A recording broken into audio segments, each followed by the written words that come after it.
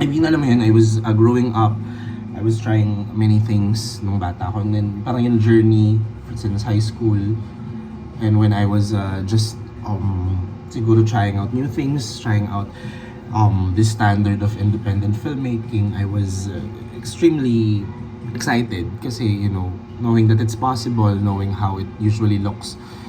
And then eventually, yeah, parang when it was possible, I was really checking it out.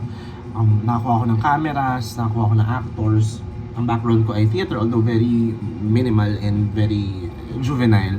Pero, yeah, the things were quite possible dahil dun sa mga convergence na yun nung bagets ako. And although it's really, alam mo yun, ano siya, brutal kasi wala, tsaka din talaga eh. Parang kung babalikan mo, yeah, may beginnings of some sort of expression, pero hindi siya yung what we consider now as maganda. Tapos parang yung mode ako nun is I really just trying to imitate things. May gusto akong ikwento pero I'm still relying dun sa mga romantic comedies, dun sa mga romantic dramas, and then Lady Gaga came along. I was also trying to emulate yung art niya, yung mga ganyan. Juvenile, parang ang the starting points of some things, parang eventually also look at yourself and then try to see things, how can I also make things through this way, parang ganun. Hindi siya yung parang parang totally gusto mo lang manggaya. You absolutely wanted to check out kung paano din eventually yung sarili mong voice, yung mga ganyan, parang I'm not really convinced dun sa, or I'm not really searching for, kailangan may boses ka, kailangan may identity ka. Wala pa yun sa isip ko, parang nandun pa ako sa pag-express talaga. Pero I found out na, you know, I wanted it to be original as well. I wanted to talk about things na hindi masyadong napag-uusapan, contribute to given trends, given na mga ganap. So yeah, it's a very good point of exploration, pero traumatic din siya. May trauma din doon kasi may mga moments din na nalagapak kayo. Parang, oh my God, ang pangit ng ginawa ko, hindi nila na-appreciate, di sila natatawa, di sila mapalakpak. I mean, we always get those moments naman. It's still embarrassing, pero parang kapag may mga ganong moments ngayon, parang parang move on, let's go to the next project, maybe the next one will be much more effective. Mas ganun ako as an artist nung bagets ako, which was high school going towards college, and then UP was a welcome freedom dun sa mga bagay-bagay na yun. Pero freedom has a price. Hindi siya yung tipong parang malaya ka nang mag-express, everyone will appreciate it, parang meron ka ng outlets for everything. Doon ako unang sumabak sa political theater. Pero it's also brutal in a way na hindi kind ang UP community. At least, well, never. Hindi siya, in general, hindi siya kind. It's critical, yes, it's free, but it's not free, I mean, liberated, no? Pero hindi siya, it's not that constructive yet, at least. You have to pinpoint certain people who can be both kind and considerate and critical dun sa ginagawa mo. Can be such a person na supports you pero is also honest about your work, pero still supportive of your growth. Kasi walang merong outlets, especially no high school, parang they would give you a platform pero syempre you have to be of service to them, may ganyan. Come to think of it, ganun din naman sa UP. Parang you have to contribute to a certain academic excellence, ganyan. Kung hindi ka papansinin. Pero alam mo yun, ang hirap minsan i-balance when the academic excellence part comes along the way.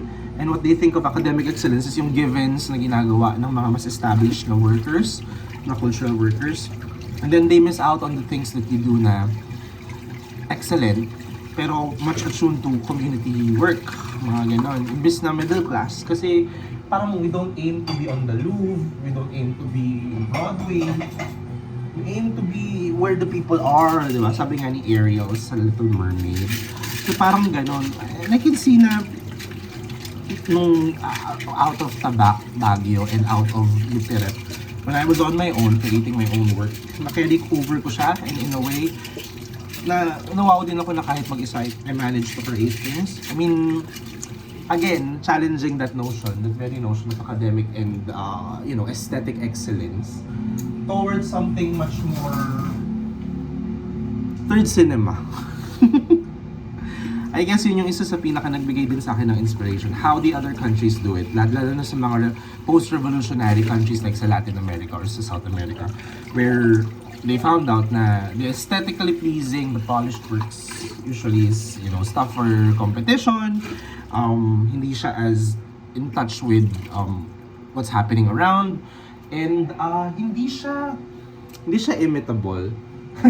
Something na siguro na-grasp ko. And I look back when it came for the independent new wave, yung panahon ng 2000s wherein the resurgence suddenly became clear because of Cinemalaya, pati sa Cinema One Originals. So I was like, yeah, I wanna do these things. Especially nung napanood ko yung Daybreak, yung pwede ka din palang gumamit ng, yung kay Adolfo Alex, yung pwede nga kahit single setup, sa single setting, like one location, and then two gay guys just, nagdadrama. I mean, very yearn-core na siya ngayon. Pero, yeah, yung tipong you know and you see and you feel na I can be part of this by also creating something na as accessible as this film. I mean, it's not that accessible, parang DVD pa rin naman siya. Pero I was really enamored na now you can do things na parang democratically. Meron ng mas malayang access to cameras, mas malayang access to equipment. Even you have a set of actors who will do these artistic films with you and even quirky films with you.